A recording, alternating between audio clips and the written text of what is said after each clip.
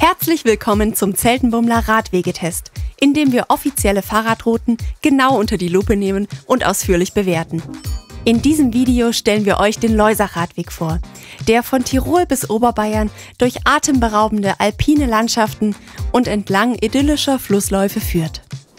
Auf einer Strecke von 106 Kilometern verläuft der Loisach-Radweg von der Quelle des Stroms bei Biberwier am Rand der Lechtaler Alpen durch den Ort Ehrwald in Tirol bis nach Garmisch-Partenkirchen und weiter Richtung Norden zum Kochelsee, vorbei am Kloster Benediktbeuern und entlang weiterer kleiner Ortschaften bis nach Wolfratshausen, wo die Loisach in die Isar einmündet. Der Flussradweg kann auch als Verbindung zwischen der Via Claudia Augusta auf Tiroler Seite und dem Isarradweg auf bayerischer Seite genutzt werden. Was erwartet euch auf dem Loisach-Radweg? Lasst uns dafür mit Impressionen direkt vom Radweg starten. Im zweiten Teil seht ihr dann das Ergebnis unserer Bewertung nach 6 Kriterien, bekommt alle wichtigen Infos zur Planung ganz kompakt und findet vielleicht sogar nebenbei heraus, ob der Loisach-Radweg für eure nächste Fahrradtour geeignet ist. Der Loisach-Radweg beginnt offiziell auf einem Rastplatz an der Fernpassstraße bei Biberwier in Tirol, wo direkter Anschluss an die Via Claudia Augusta besteht. Für das authentische Erlebnis eines Flussradwegs lohnt sich ein kleiner Abstecher zum idyllischen Quellgebiet der Loisach, das über Wald- und Schotterwege erreicht werden kann. Auf über 1050 Metern entspringen hier gleich mehrere Quellen, die sich direkt zu einem größeren Bachlauf vereinen. Nebenbei können in diesem Gebiet von Bibern errichtete Dämme bestaunt werden.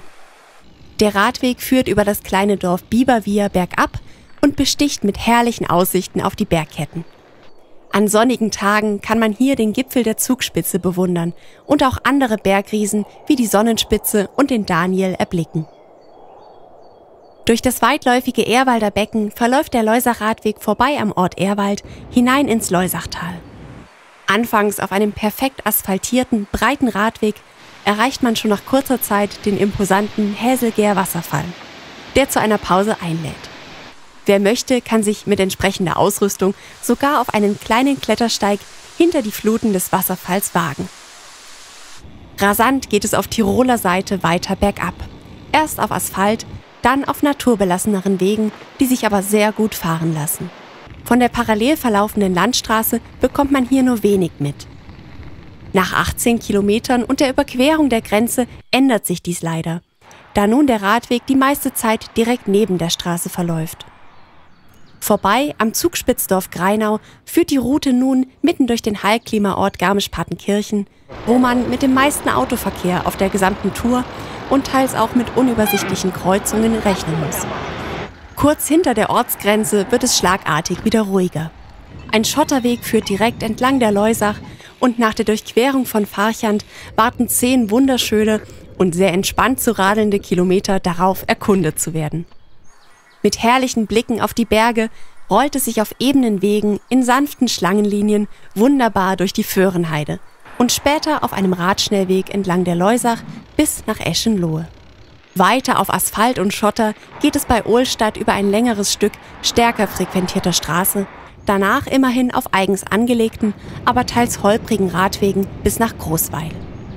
Ab hier fallen auch erste Ungenauigkeiten in der Ausschilderung auf. Nach einigen Fahrminuten entlang der Loisach und nach insgesamt 66 Kilometern wird der Kochelsee erreicht, dessen unweit entferntes Ufer sich für eine kleine Pause anbietet. Nach diesem Highlight gestaltet sich der Weg nun weit abseits des Flusses als recht unspektakulär, aber durchaus gut und mühelos zu befahren. Nun in ganz und gar flacher Landschaft werden Radfahrende über landwirtschaftliche Gebiete bis nach Benediktbeuern geführt, wo das interessante Kloster besucht werden kann. Bei Bichl steht eine nicht ungefährliche Kreuzung einer Bundesstraße an und es fallen weitere Probleme mit der Beschilderung auf.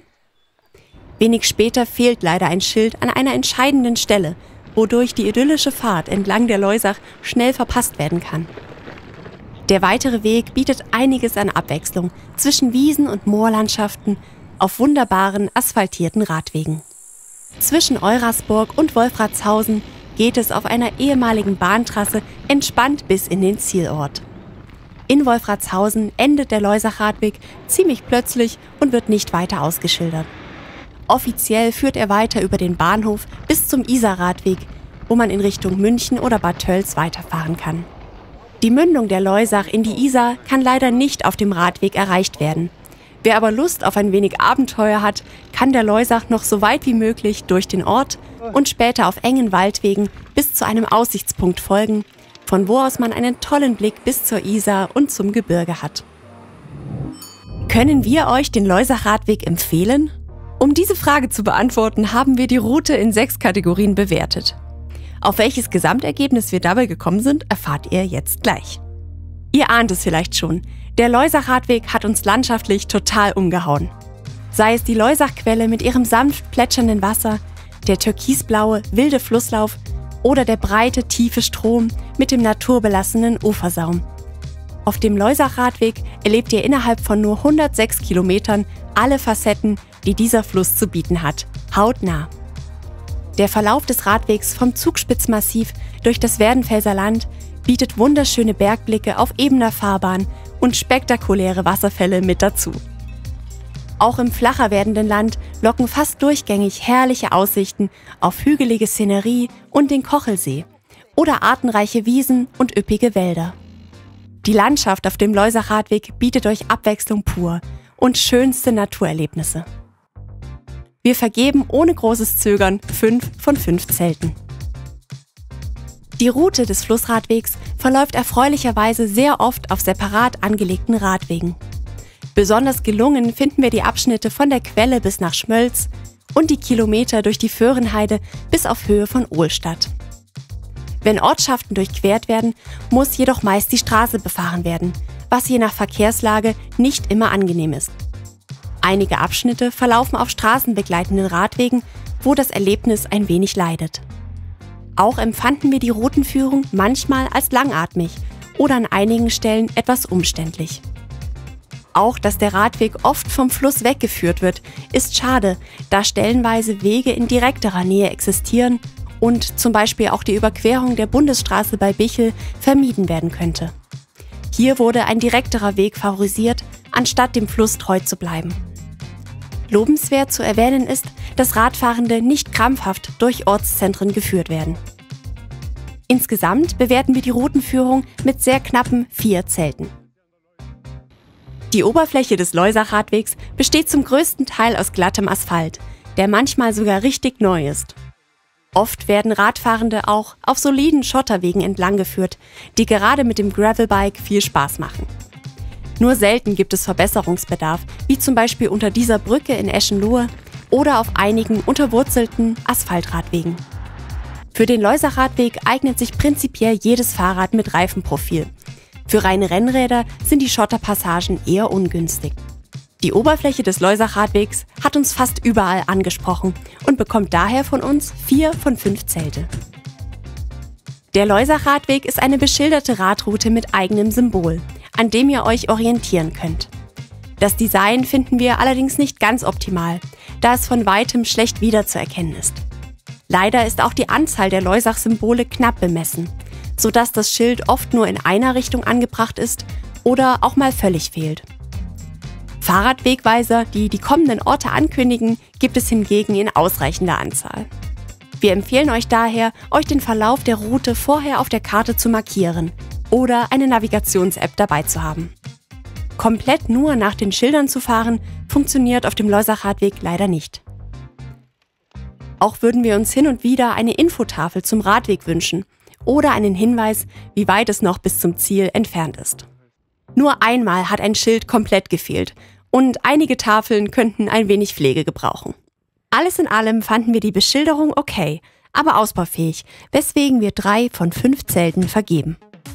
Für eine Radtour mit den Kindern ist der flache und leicht zu befahrene Loisach-Radweg mit einigen Einschränkungen relativ gut geeignet. Einzelne Strecken, zum Beispiel zwischen Farchant und Eschenlohe oder auf der ehemaligen Bahntrasse zwischen Eurasburg und Wolfratshausen, können wir auch für Familien mit kleineren Kindern empfehlen. Alle Abschnitte innerorts können mit Kindern unterwegs zur Herausforderung werden, da immer wieder direkter Kontakt zum Autoverkehr besteht, zumal auf den Straßen der Region meist viel los ist. Auch gehört es an einigen Stellen zum Radweg, eine Schnellstraße zu überqueren. Hier sollten unserer Meinung nach dringend Zebrastreifen oder Ampeln installiert werden, um einen sicheren Übergang zu ermöglichen. Spielplätze oder an Kinder adressierte Rastplätze gibt es auf dem Radweg leider keine. Einige schöne Fleckchen direkt am Fluss laden aber zum Erkunden und zum Wasserspielen ein. Die Barrierefreiheit des Radwegs finden wir lobenswert. Es gibt keine Stufen oder Poller, sodass die Strecke auch mit Fahrradanhänger oder Handbike gut befahren werden kann. Insgesamt gibt es bei der Familientauglichkeit noch Luft nach oben. Daher gibt es von uns 3 Zelte. Zur Infrastruktur am Radweg gehört für uns all das, was das Radlerlebnis einfacher und schöner macht. Das gastronomische Angebot in den Ortschaften des Radwegs bietet für jeden etwas. Auch Supermärkte oder der eine oder andere Dorfladen finden sich unweit von der Radroute entfernt. Fahrradgeschäfte gibt es in den größeren Orten Ehrwald, Garmisch-Partenkirchen und Kochel, aber hin und wieder befinden sich auch in kleineren Ortschaften Zweiradgeschäfte oder Reparaturstationen. Wer rasten möchte, findet in regelmäßigen Abständen direkt am Radweg Sitzbänke. Aber leider keine überdachten Rastplätze wie auf anderen touristischen Radwegen. Unterkünfte für eine Zwischenübernachtung gibt es viele. Zeltplätze direkt am Radweg sind aber rar gesät. Zelten könnt ihr entweder in Greinau oder am Kochelsee. Kulturelle Angebote finden sich in Garmisch-Partenkirchen und Murnau oder direkt am Weg in den Klosteranlagen von Benedikt Beuern und Beuerberg. Alles in allem erwartet euch auf dem Loisach-Radweg eine gute Infrastruktur. Wir vergeben 4 von 5 Zelte. Wenn wir alle diese Faktoren mit einbeziehen und das Mittel unserer beiden Bewertungen berechnen, dann erhält der Loisach-Radweg von uns eine sehr gute Bewertung von 4 Zelten. Mit einem gewichteten Mittel von 3,8 gibt es an der einen oder anderen Stelle noch Raum für Verbesserungen. Alles in allem bietet der Loisach-Radweg ein entspanntes und vor allem sehr naturnahes Radelvergnügen in herrlicher, abwechslungsreicher Landschaft. Aufgrund der relativ ebenen Strecke ist kein besonderes Maß an Fitness vorausgesetzt und auch kein hochwertiges Fahrrad oder E-Bike nötig. Wer den Loisach-Radweg ohne Umwege fahren möchte, sollte sich jedoch nicht nur auf die Schilder verlassen und, vor allem mit Kindern, an einigen Gefahrenstellen besonders aufpassen oder nur sichere Abschnitte der Route wählen. Besonders geeignet ist der Loisach-Radweg für euch, wenn ihr das Radeln in den Bergen liebt, dabei aber schweißtreibende Anstiege vermeiden wollt. Und wenn ihr mit einem Mix aus Asphalt- und Schotterwegen glücklich seid.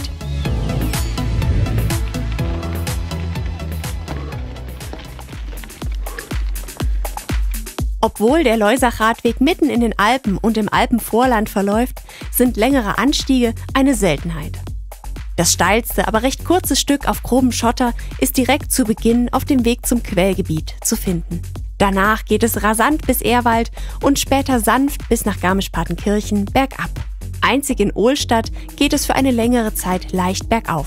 Die Anstiege bis zum Ziel sind kaum eine Erwähnung wert. Insgesamt stehen so gerade einmal 380 Höhenmeter bergauf auf dem Programm, während 880 Höhenmeter bergab gerollt werden dürfen.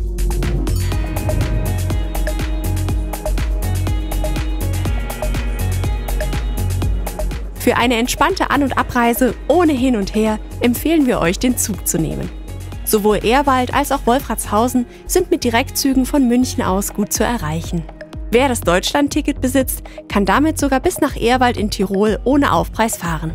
Als Fahrradticket benötigt ihr, je nach Anreiseweg, ein Fahrradtagesticket Nahverkehr für Bayern oder für Deutschland. Der Startpunkt des Radwegs kann vom Ehrwalder Bahnhof aus auf einer ansprechenden Strecke von 7 Kilometern und rund 130 Höhenmetern erreicht werden.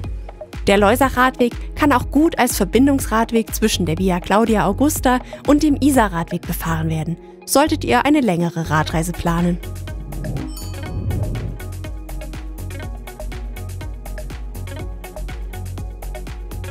Wenn ihr auf eurer Radtour noch ein wenig mehr von der Loisach erleben möchtet und gleichzeitig zum Beispiel die Ortsstraße durch Ohlstadt und die Überquerung der Bundesstraße bei Bichl umgehen wollt, dann schaut auch gerne mal unseren alternativen Tourenvorschlag auf Komoot an. Dieser bietet ein wenig mehr Natur und weniger Straßen auf einer gerade einmal 3 Kilometer längeren Strecke. Die Anzahl der Höhenmeter bleibt sogar gleich. Den Link zur Tour findet ihr in der Beschreibung. Und wenn ihr sowieso schon mal auf Komoot unterwegs seid, folgt auch gerne dort unserem Profil für neue Tourenvorschläge und Inspirationen.